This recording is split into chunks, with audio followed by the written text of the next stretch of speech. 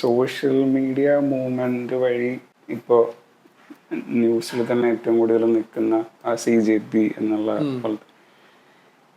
അങ്ങനത്തെ social media മൂവ്മെന്റിൽ by experience അല്ലെങ്കിൽ മനുഷ്യരെ ഒബ്സർവ് ചെയ്യുമ്പോൾ ഞാൻ കാണുന്നത്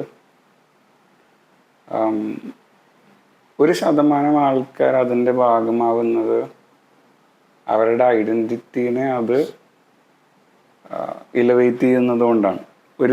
ഒരു മെജോറിറ്റി ഓഫ് ആൾക്കാർക്ക് ആ മോട്ടീവ് ഉണ്ട്, ആ യഥാർത്ഥ മോട്ടീവ് ഉണ്ട്, അവരെ എഫക്റ്റ് ചെയ്തിട്ടുണ്ട്. ബാക്കിയുള്ളവർ അതിൻ്റെ ഭാഗമായിട്ട് അതിൽ നിന്നൊരു ജ്യൂസ് എടുത്ത് സ്വന്തം എലവേറ്റ് ചെയ്യാൻ നോക്കുന്നവരുണ്ട്. അത് ആ മൂവ്മെൻറ്റിനെ ഹെൽപ്പ് ചെയ്യുന്നു എന്നുള്ള ആർഗ്യുമെൻ്റ് ഒബ്വിയസ്ലി ഉണ്ട്.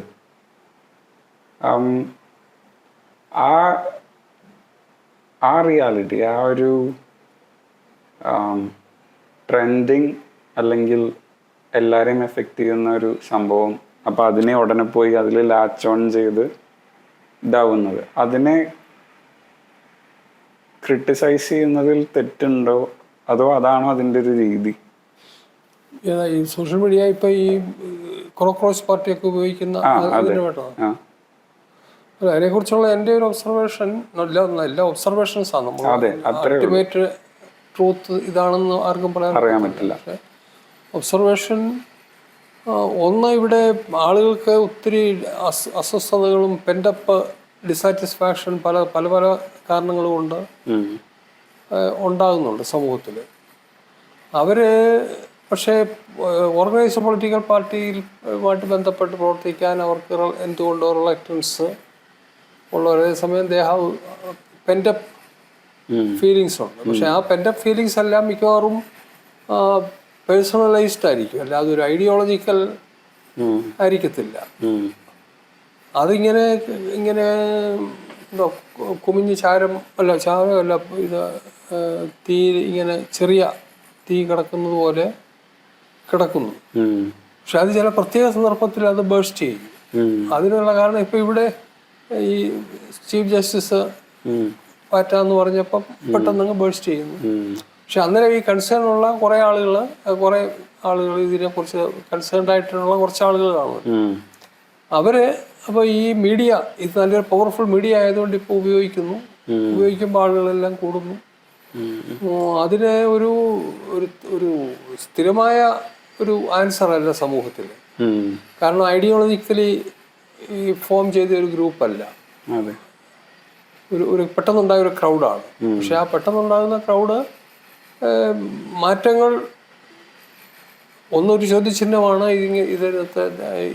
ഇതൊരു മെസ്സേജ് കൊടുക്കുന്നുണ്ട് റൂളിങ് ആൻഡ് ഓപ്പോസിഷൻ പാർട്ടികൾക്ക്, രണ്ടുപേർക്കും മെസ്സേജ് കൊടുക്കുന്നുണ്ട്. മറ്റൊന്ന് പൊളിറ്റിക്കൽ ചേഞ്ചിനും കാരണമാകുന്നു. ഇപ്പോൾ ബംഗ്ലാദേശിലും നേപ്പാളിലും ശ്രീലങ്കയിലും ഒക്കെ സംഭവിച്ചതുപോലെ അത് for the good or bad എന്നുള്ളതൊക്കെ കാരണം പിന്നെ ഇത് തിരിച്ചു വന്നാലും ആരുടെ കയ്യിലോട്ടാണ് പോകുന്നത്? കാരണം ഈ നിലവിലിരിക്കുന്ന സിസ്റ്റം ആളുകൾ തന്നെയാണല്ലോ. അവരിലാരുടെയും ഉദാഹരണത്തിന് രാജീവ് ഗാന്ധി ഇപ്പം 11 ദിവസം ഇവിടെ നല്ല മൊമെൻറ്റം പിക്കപ്പ് ചെയ്ത് അതിൻ്റെ പീക്ക് വന്ന ഉടനെ അതുവരെ മാറി നിന്ന ആള് വന്നു. അപ്പോൾ പുള്ളിയുടെ കയ്യിലായിരിക്കും ചിലപ്പോൾ ഇതിൻ്റെ ബെനിഫിറ്റ് കിട്ടുന്നു.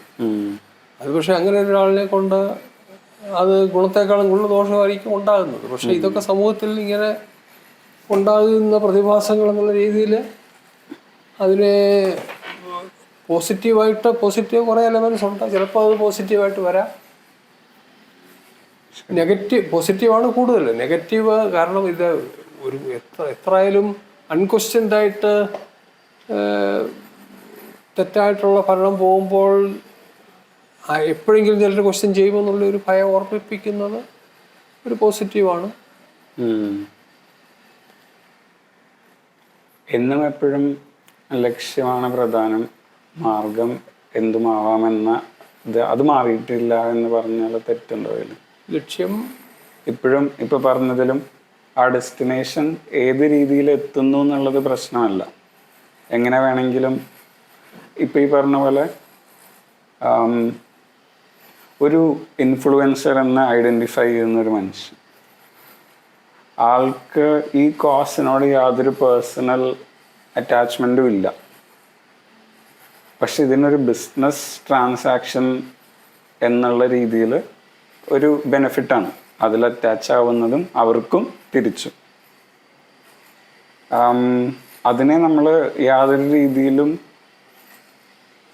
മോറലി ഒബ്സർവ് ചെയ്യണോ അതോ അങ്ങനെയാണ് അതിൻ്റെ രീതി എന്ന് ആക്സെപ്റ്റ് ചെയ്യുന്നത്? മാർഗം ലക്ഷ്യം നോക്കുമ്പോൾ അയാളെ ആരായാലും ശരി എങ്ങനെയായാലും ശരി ഇതിനെ ഹെൽപ്പ് ചെയ്തു എന്നുള്ളത് മാത്രം നമ്മൾ നോക്കിയാൽ മതിയോ അതോ നമ്മളവിടെ അയാളെ ഒന്ന് മോറൽ ഗ്രൗണ്ടിൽ കൂടി ഒന്ന് എക്സാമിൻ ചെയ്യണോ? ജസ്റ്റ് ഐഡിയോളജി മാത്രം കേട്ടോ, നമ്മൾ ഈ പറയുന്നത് ആശയങ്ങൾ മാത്രമാണ്. അപ്പോൾ അങ്ങനെ ഒരു ഇതിൽ ഇയാളെ നമ്മളെ എങ്ങനെ കാണുന്നതാണ് സാറിൻ്റെ കോൺസെപ്റ്റിൽ? അല്ല, ഐഡിയോളജി നോക്കി പരിശോധിക്കുന്നതാണ് നല്ലത്. പക്ഷേ ഐഡിയോളജി നോക്കി പരിശോധിക്കാൻ ഒക്കാത്ത ഒരു അവസ്ഥ. ഇപ്പോൾ ഉദാഹരണത്തിന് രാജ്യത്തുള്ള ഓപ്പോസിഷൻ പാർട്ടീസും ഐഡിയോളജിക്കലി പ്യുവർ അല്ലല്ലോ. അതെ. അതുകൊണ്ട് അത്ര ഒരു നിസ്സഹായ അവസ്ഥയാ. ഇപ്പോൾ ഉദാഹരണത്തിന് കോൺഗ്രസിന് ഏകെയുള്ളത് കുടുംബാധിപത്യം. പക്ഷേ എല്ലാ ഓപ്പോസിഷൻ പാർട്ടി, കമ്മ്യൂണിസ്റ്റ് പാർട്ടി ഒഴിച്ച് എല്ലാ ഓപ്പോസിഷൻ പാർട്ടിയിലും കുടുംബാധിപത്യം ആ പാറ്റേൺ. കാരണം ഒരുപക്ഷെ ജനങ്ങൾ അതിനെയാണ് സപ്പോർട്ട് ചെയ്യുന്നതെന്ന് മനസ്സിലാക്കിക്കൊണ്ട് ഇവോൾവ് ചെയ്തതായിരിക്കും. അപ്പം അത്തരത്തിൽ ഈ അമേരിക്കയിലാണെങ്കിലും റിപ്പബ്ലിക്കനും ഡെമോക്രാറ്റിക്കും തമ്മിൽ വ്യത്യാസമൊന്നുമില്ല. ഇവിടെയും കോൺഗ്രസും ബി ജെ പിയും തമ്മിൽ വ്യത്യാസമില്ലെന്നാണ് എൻ്റെ ഒരു. I hate Congress more than B J P. കാരണം അതിൻ്റെ ചരിത്രം മുഴുവൻ പരിശോധിച്ചാൽ ബി ജെ പിനെയും കൂടുതൽ ഡാമേജ് ചെയ്യാം നാളെ മുതൽ. ഇന്ന് വരെയുള്ള ചരിത്രത്തിൽ രാജ്യത്ത് കൂടുതൽ ഡാമേജ് ചെയ്തിട്ടുള്ളത് കോൺഗ്രസ് ആണ്. അപ്പം പറഞ്ഞു വന്നപ്പം ഒരു ചോയ്സ് ഇല്ലാത്ത ഒരവസ്ഥയിൽ അങ്ങ് ആയിക്കഴിഞ്ഞിരിക്കുകയാണ്. പണ്ടായിരുന്നെങ്കിൽ ചോയ്സ് ഉണ്ടായിരുന്നു. അത് സമൂഹത്തിൽ മൊത്തം ഇപ്പം അങ്ങനെ, രാഷ്ട്രീയത്തിൽ മാത്രമല്ല ഈ ഇന്ത്യയുടെ ലൈഫിലും ഇപ്പം അങ്ങനെ ഒരു ചോയ്സ് ഇല്ല.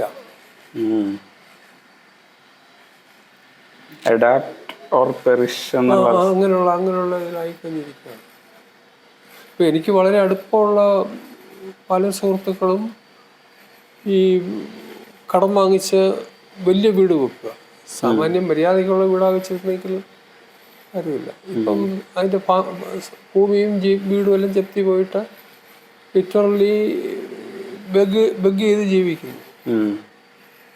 അങ്ങനെയുള്ള ആളുടെ എണ്ണം ഒത്തിരി കൂടിക്കൊണ്ടിരിക്കും. ഇത് എത്ര കണ്ടാലും പിന്നെയും ആളുകൾ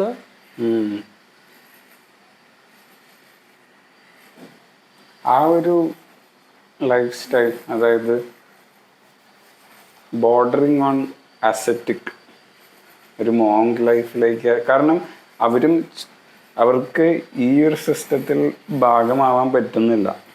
എന്നാൽ ഇതിന് ഭാഗമായിട്ടുള്ള ആൾക്കാരെ സത്യമല്ലെങ്കിൽ ഒബ്സർവേഷൻ പറഞ്ഞ് ചിന്തിപ്പിക്കാൻ പറ്റുന്നില്ല. അപ്പം അവർ ഈ അസറ്റിക് ലൈഫ് സ്റ്റൈലിലേക്ക് പോകുന്നത്. പണ്ട് അങ്ങനെ ഒരു ഇതുണ്ടായിരുന്നല്ലോ, കൂടുതൽ സത്യാന്വേഷണത്തിൽ ഏർപ്പെടുന്നവർ പതുക്കെ ആ ഒരു സന്യാസ ജീവിതത്തിലേക്ക് പോകുന്ന അവസ്ഥ. അതിപ്പോൾ ഉണ്ടോ? അതിപ്പോൾ ഉണ്ടോ നോക്കിയിട്ട് അങ്ങനെയുള്ളവരും കുറയുന്നുണ്ടല്ലോ. കുറയുന്നുള്ളതായിട്ടാണ് അവരിതിനെ അഡാപ്റ്റ് ചെയ്ത് തുടങ്ങി.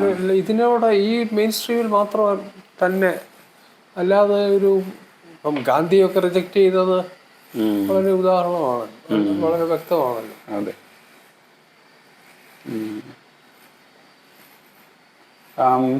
നമ്മുടെ സബ്ജക്റ്റീവ് ഒബ്സർവേഷനിൽ ഗാന്ധിയുടെ അക്കംപ്ലിഷ്മെൻറ്റ്സ്, നമ്മുടെ രാജ്യത്തിന് വേണ്ടിയുള്ള അക്കംപ്ലിഷ്മെൻറ്റ്സ് മാറ്റിയാൽ ക്യാപിറ്റലിസം എന്ന മൂവ്മെൻറ്റ് അല്ലെങ്കിൽ എന്ന സിസ്റ്റത്തിനെതിരെ ഗാന്ധി സക്സസ്ഫുൾ ആയിട്ടൊരു സ്റ്റാൻസ് എടുത്തോ അതോ ഒരു അഡാപ്റ്റ് ചെയ്ത സ്റ്റാൻസ് ആണോ? ഗാന്ധി അതായിരുന്നു കൂടുതൽ പറഞ്ഞത്. ഈ ഗ്രാമസ്വരാജ് എന്നുള്ള ഇക്കോണമി ഗ്രാമത്തെ ആയിരിക്കണം കേന്ദ്രം. നമ്മുടെ centre of attention should be village. പട്ടണങ്ങൾ ഗ്രാമങ്ങളെ നശിപ്പിക്കുന്ന പ്രവണത. അപ്പോൾ ഗ്രാമത്തിൽ അവിടെ ഒരുപാട് കാര്യങ്ങൾ അവിടെ തന്നെ പ്രൊഡ്യൂസ് ചെയ്യാം. പിന്നെ ഇൻ്റർമീഡിയറ്റ് ടെക്നോളജി ഉപയോഗിക്കാം. ഗ്രാമസ്വരാജ്യം എന്നുള്ള ഒരു കാഴ്ചപ്പാട് ഒരു ഓൾട്ടർനേറ്റീവ് ആയിരുന്നു, ക്യാപിറ്റലിസത്തിൻ്റെ ഓൾട്ടർനേറ്റീവ് ആയിരുന്നു, ഡെഫിനറ്റ് ആയിട്ടായിരുന്നു. പക്ഷേ നെഹ്റു ഒരു ക്യാപിറ്റലിസ്റ്റ്, സോഷ്യലിസ്റ്റ് എന്നും പറയും. സ്റ്റാലിൻ്റെ മുമ്പേ പറഞ്ഞ പോലെ അതും ക്യാപിറ്റലിസ്റ്റാണ്. അപ്പം Nehru was deadly against that. Modernism, capitalism ഇങ്ങനെയുള്ള ആളായിരുന്നു. അതുകൊണ്ടാണ് ഗാന്ധിയുടെ മുഴുവൻ ഈ സർവോദയ മൂവ്മെൻറ്റും അങ്ങനെയുള്ള ആ മൂവ്മെൻറ്റ് മുഴുവൻ അങ്ങ് ഇല്ലാതായല്ലോ. ഞാൻ ഒരു പ്രാവശ്യം ഇതുപോലത്തെ ഒരു കോൺവെർസേഷനിൽ ഞാൻ ഡിസയറിനെ വില്ലിഫൈ ചെയ്യുന്നു, റിലീജിയസ്ലി അല്ല. ഞാൻ പറയാണ് പൊതുവെ ഒരു സമാധാനം കിട്ടും കുറച്ചെങ്കിലും നമ്മൾ ഡിസയറിനെ ഒന്ന് കൺട്രോൾ ചെയ്താൽ. അത് ഏത് സ്പെക്ട്രത്തിൽ പിടിക്കണം എന്നുള്ളത് ഓരോരുത്തരുടെയും ഇൻഡിവിജ്വൽ ചോയ്സാണ്. പക്ഷെ അപ്പം എനിക്ക് ഭയങ്കര വാലിഡായിട്ടൊരു ആർഗ്യുമെൻ്റ് കിട്ടിയതാണ്. കാലങ്ങളോളം ഒപ്രസ്ഡ് ആയിട്ടിരിക്കുന്ന ഒരു സ്ത്രീയോട് ഒരിക്കലും ഡിസയറിനെ വെല്ലിഫൈ ചെയ്യാൻ പാടില്ല. അപ്പം എനിക്ക് അത് ഭയങ്കരമായിട്ട് സ്ട്രൈക്ക് ചെയ്തു. കാരണം അതിൽ സത്യമുണ്ട്. ഇപ്പം മാൻ എന്നുള്ള ബീയിങ്ങിനെ കിട്ടിയ റൈറ്റ് ഒന്നും ഒരു പരിധിവരെ വുമണിന് കിട്ടിയിട്ടില്ല. ഇതേ കോൺസെപ്റ്റിലായിരിക്കില്ലേ എല്ലാ ഒപ്രസ്ഡ് മനുഷ്യനും? അതായത് ഇപ്പോൾ ലൈക്ക് എൻ്റെ റെഗുലർ കോൺവെർസേഷനിൽ ഈ ഒബ്സർവേഷൻസ് ഇടുമ്പോൾ ഈ കോൺവെർസേഷൻ മാച്ച് ചെയ്യാൻ പറ്റാത്ത കേസിൽ എനിക്കെതിരെ വരുന്ന ഒരു ക്രിറ്റിസിസമാണ് ഞാൻ എൻ്റെ പ്രിവിലേജസ് മനസ്സിലാക്കാത്തതുകൊണ്ടാണ് ഇങ്ങനെ സംസാരിക്കുന്നത് എന്നുള്ളത്. അപ്പം ഞാൻ ആലോചിക്കും, എല്ലാവരും ഒപ്രസ്ഡ് ആണോ? എന്നെ കോണർ ചെയ്യും അത് ഒരു പരിധി വരെ. ഞാൻ അപ്പം ആലോചിക്കും, ശരിയാണോ? ഞാൻ എത്ര സബ്ട്രാക്റ്റഡ് ആയിട്ടൊരു ലൈഫ് ജീവിച്ചാലും അതിലും ഒപ്രസ്ഡ് ആയിട്ടുള്ള ഒരാളുണ്ട് എന്നുള്ള സത്യം. അപ്പം അവിടെ നമ്മൾ ഈ ഡിസയറിനെ വില്ലിഫൈ ചെയ്യുമ്പോഴോ ഐഡിയോളജിക്കലി കോൺവേഴ്സ് ചെയ്യുമ്പോഴോ അഗെയിൻ ഇതിനൊരു സ്പേസ് ഉണ്ടോ? നമ്മുടെ ഈ അന്വേഷണത്തിനൊരു സ്പേസ് ഉണ്ടോ എന്നുള്ളൊരു അവിടെ അതാ ഒരു ആള് ഒരു നോർത്തിലൊരു വളരെ ലോവർ കാസ്റ്റിലുള്ള അവർക്ക് ബേസിക് റൈറ്റ്സ് ഇല്ല, വുമണിന് സേഫ്റ്റി ഇല്ല, കുട്ടികൾക്ക് പഠിക്കാൻ പറ്റുന്നില്ല. ആ സ്ഥലത്ത് പോയിട്ട് നമ്മൾ പറയുന്നു എഡ്യൂക്കേഷൻ സിസ്റ്റം ക്യാപിറ്റലിസം ഓറിയൻറ്റഡ് ആവാൻ പാടില്ല. ഇതിനൊക്കെ അപ്പോൾ ഞാൻ എന്നെ തന്നെ ക്വസ്റ്റ്യൻ ചെയ്യാം, ഞാനങ്ങനെ പറയുന്നതാണോ തെറ്റ് എന്നുള്ളൊരു. അപ്പോൾ അതിൽ എനിക്കൊരു അഡ്വൈസ്. ഡിസയർ എനിക്കൊന്ന് രണ്ട് തരത്തിലാണ് അതിനെ കാണേണ്ടതെന്നാണ് തോന്നുന്നത്. ഈ ഡിസയർ ഇപ്പോൾ ഈ സിസ്റ്റത്തെ മുഴുവൻ അപകടപ്പെടുത്തുന്ന ഡിസയർ എന്ന് പറഞ്ഞാൽ മെറ്റീരിയൽ പൊസഷന് വേണ്ടിയുള്ള unlimited desire unlimited aggressive desire for material possession and material consumption. ഈ മറ്റേത് പറഞ്ഞത് മനുഷ്യൻ്റെ ബേസിക് റൈറ്റ്സ്, സ്വാതന്ത്ര്യവും സമത്വവും മിനിമം ലൈഫും ഡിനേ ചെയ്യുന്നിടത്ത് സ്വാതന്ത്ര്യം ഉണ്ടാകണമെന്നും സമത്വം ഉണ്ടാകണമെന്നും ബേസിക് റിക്വയർമെൻറ്റ് ലഭ്യമാകണമെന്നും ആഗ്രഹം, അത് ഇത്തരത്തിലുള്ള ഒരു ഡിസയർ, അതിന് വേറെ എന്തെങ്കിലും കാറ്റഗറി അത് ഡിസയർ അല്ല എന്നുള്ളത്. അത് ഈ രണ്ടും ബേസിക്കലി ഡിഫറെൻ്റ് ആണ്. സത്യം, രണ്ട് കോൺവെർസേഷനെയാണ്. രണ്ടും രണ്ടാണ്. ഒന്ന് മനുഷ്യൻ്റെ ബേസിക് റിക്വയർമെൻറ്റ്സ് ഡിനേ ചെയ്യുന്നിടത്ത് അതിനോടുള്ള ആഗ്രഹം എന്ന് പറയുന്നത് അത് പോസിറ്റീവാണ്, അത് ഉണ്ടായേ മതിയാകത്തുള്ളൂ മനുഷ്യൻ. അത് സമൂഹത്തിന് മേന്മ ചെയ്യത്തുള്ളൂ, സോഷ്യൽ ഡെവലപ്മെൻറ്റിനെ സഹായിക്കത്തുള്ളൂ. മറ്റേതല്ല, മെറ്റീരിയൽ പൊസഷൻ അത് അൺലിമിറ്റഡ്, തൃപ്തിയുടെ ഒരു വരമ്പ് പോലും ഒരിക്കലും തൃപ്തിയാകാത്ത, അതാണ് ഇവിടെ വയലൻസ് ഉണ്ടാക്കുന്നതും പിടിച്ചുപറിയും വയലൻസും ഡിസ്പൊസഷനും ഒക്കെ ഉണ്ടാക്കുന്ന അതാണ്. അത് രണ്ടും രണ്ട് ആയിട്ടാണ് കാണേണ്ടത്. രണ്ടും രണ്ടാണ്. മറ്റേതിനെ ഡിസയർ എന്നുള്ള അർത്ഥത്തിൽ സാധാരണ പറയുന്ന ഡിസയറിന്റെ അർത്ഥവും മറ്റേതും അത് വേറെയാണ്.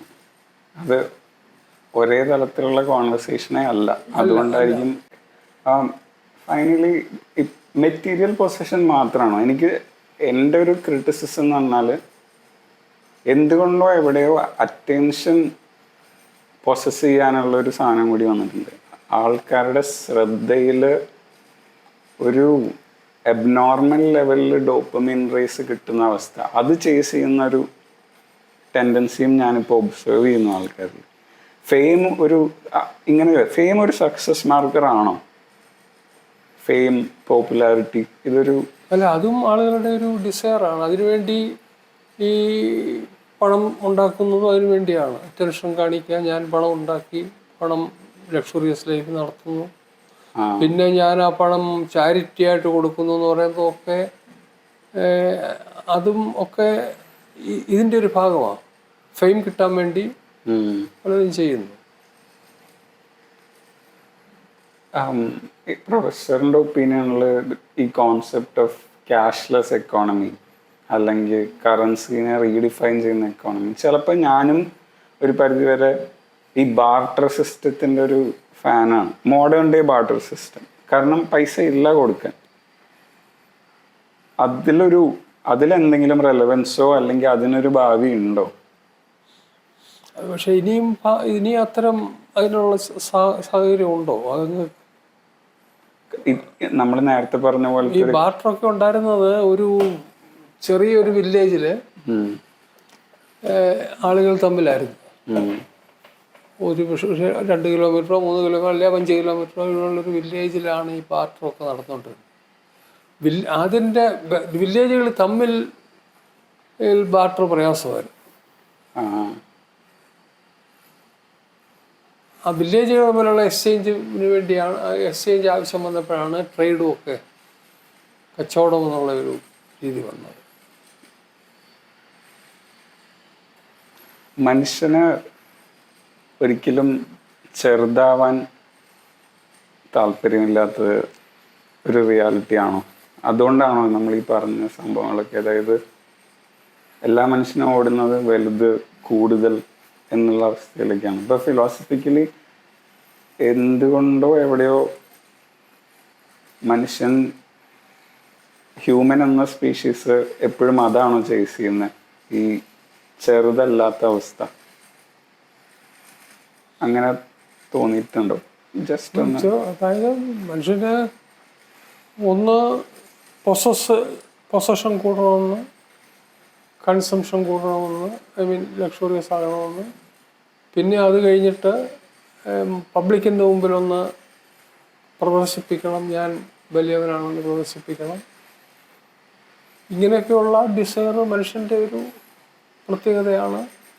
അതാണ് മനുഷ്യ പുരോഗതിയെ സഹായിച്ചതെന്നൊക്കെ പറയുന്നുണ്ട്. പക്ഷെ അതൊക്കെ വളരെ അൺലിമിറ്റഡായി അത് തന്നെ, that itself becoming the B all and end all of life എന്ന് വരുമ്പോഴാണ് ആ മനുഷ്യത്വം ഇല്ലാതാകുന്നു, കംപ്ലീറ്റ് ഇല്ലാതാകുന്നു. മനുഷ്യനുണ്ടായിരിക്കേണ്ട മാനുഷിക സമീപനം, ജീവിതം എന്ന് പറഞ്ഞാൽ അത് തന്നെയാണ്.